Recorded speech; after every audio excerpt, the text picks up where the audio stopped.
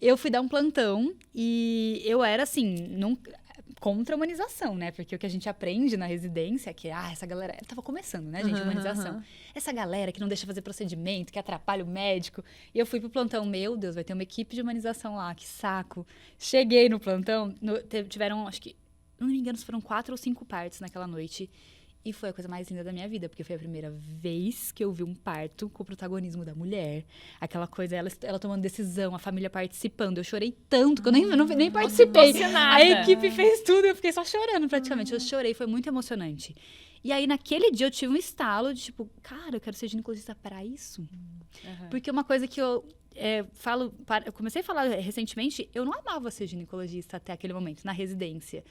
Porque era muito truculento. Eu tinha aprendido uma ginecologia muito violenta e truculenta. E muito com a perspectiva do médico homem, né? Que a própria posição do parto ali, que é aquela coisa deitada, é zero fisiológica, né? Eu pari de cócoras. Sim.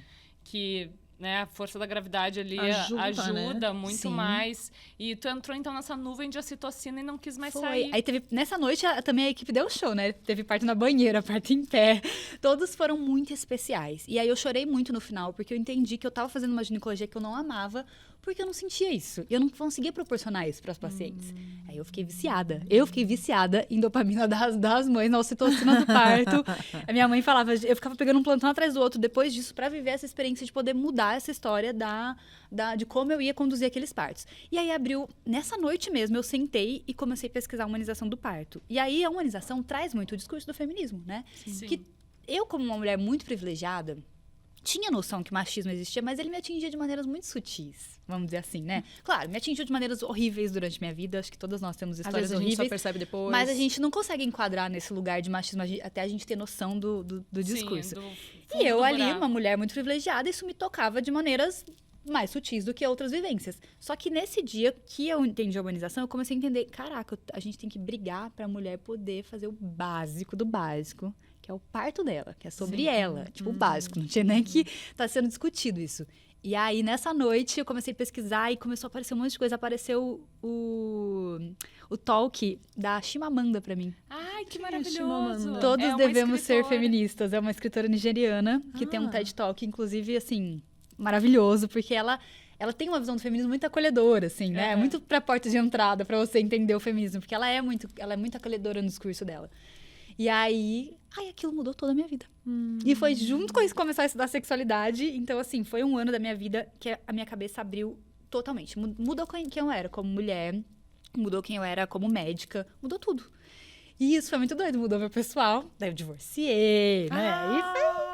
Eu tô falando, minha protagonista, ela teve um plot. Nossa, você não tem noção? Ela teve um plot. Caraca. Ela tava ali no roteiro da fada, da princesa, de repente, falar, vamos meter uma bruxa aí, nessa mulher. Uma feiticeira veio. Uma feiticeira. É que eu amo bruxa, né? Sim, bruxa no sentido muito positivo da palavra. Mas... E fiquei bruxa pra cidade também, né? Enfrentei todo aquele momento de um divórcio, de um relacionamento de 12 anos. Comecei a humanização do parto na minha cidade, ia parar no hospital, na diretoria do hospital, toda noite pra levar bronca, porque... Isso é muito comum, né? Quando chega o pessoal assim, com uma mulher parindo com uma doula, com a obstetra humanizada, com, enfim, toda uma equipe ali que tá muito mais para assistir o parto do que para fazer o parto, porque quem faz o parto é a mulher, né? Sim. E o bebê que já sabe nascer. Sim. Geralmente, as equipes dos hospitais dão uma revirada de olho, tipo, chegou esse pessoal que vai fazer carimbo de placenta depois. Sim. Hoje em dia, eu acho que deve ter melhorado, mas isso aí tem o quê? Nossa, sério, quando eu faço essa conta, eu fico um pouco chocada, mas... Vamos lá, vamos dizer, uns 9, 10 anos quase atrás. Tava começando a humanização, era super mal vista, era isso aí, existiu essa impressão que era um parto sem nenhum tipo de assistência. E aí eu era brigaiada no hospital, né? Porque eu ficava assim, ela quer ficar em pé, deixa ela ficar em pé. Sim. Não precisa deitar ela na maca. Isso tudo pode estar no plano de parto. Explica um pouco o que é um plano de parto. Sim. Que é muito importante que as mulheres saibam. Hoje em dia, né, a gente tem resguardado um documento que é o plano de parto, que você consegue, junto com o seu profissional, com a doula, com a obstetra, decidir coisas sobre o seu parto.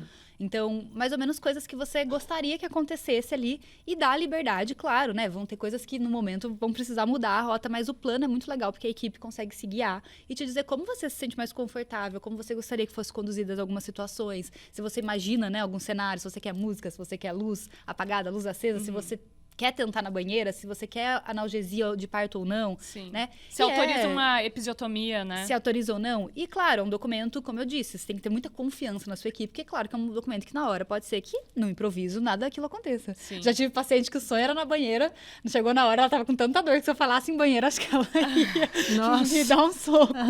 Né? Mas, assim, é um documento que te resguarda sobre alguns direitos e algumas coisas que você quer no seu parto. É um documento muito importante de ter, que você pode registrar. Não, fazer o documento de graça. De graça. Mas ter esse parto com todo esse... Então, é um super privilégio. É um super privilégio ter uma equipe humanizada, uma obstetra que entenda o protagonismo feminino nessa hora. E que, não...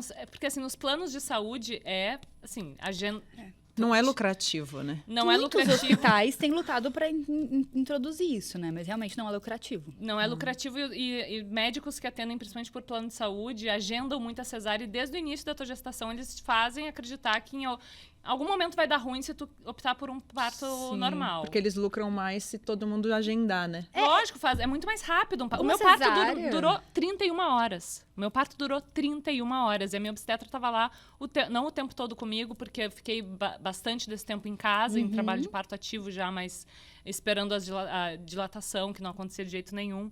Ela dilatou o colo do meu útero na mão, os últimos 2 centímetros, porque eu emperrei.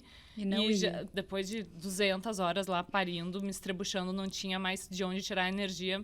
Mas eu ainda assim fui até o final e acho que foi um dos trabalhos que eu mais me orgulho. É o meu trabalho de parto mesmo. Foi o meu trabalho de parto, que eu tirei ele do esôfago. Ele tava trancado no meu esôfago praticamente, tadinho. E demorou muito para sair com Apgar 4.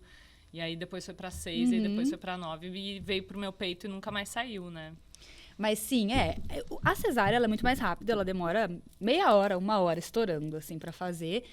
Eu acho, assim, que não querer fazer um parto normal, até um direito do profissional, às vezes no que ele escolheu para a vida dele, mas eu acho que ele precisa ser transparente com isso desde o início, e não indicando cesáreas por outros motivos. Meio que, tipo, eu não trabalho com um parto normal porque minha agenda não comporta, sei lá, eu acho que até pode existir esse lugar. Você me perguntou do privilégio. Existem muitos lugares de SUS. Esse lugar que eu aprendi era SUS. Ah, uau! Inclusive, eu fiquei trabalhando lá há anos, porque era um lugar que... Mas eu tive uma sorte, que era uma equipe que queria muito. Era uma equipe muito apaixonada por humanização. Então, elas instituíram... Alguns hospitais brigam para ter. Tem hospitais que têm plano de parto de SUS, hospital de SUS que tem esse projeto de humanização do parto. E existem equipes, claro, né, contratadas. Aqui em São Paulo existe também, que depois que eu mudei do interior, eu vim para cá... o coletivo Nascer, que é o coletivo de parto humanizado, que aí eles conseguem ter valores ali, né, Tem a Casa Ângela também, que é bem acolhedora. E um pouco mais acessíveis do que um parto totalmente particular, mas claro, tem um custo, infelizmente não é todo mundo que vai ter acesso, embora devesse ser algo fiscalizado.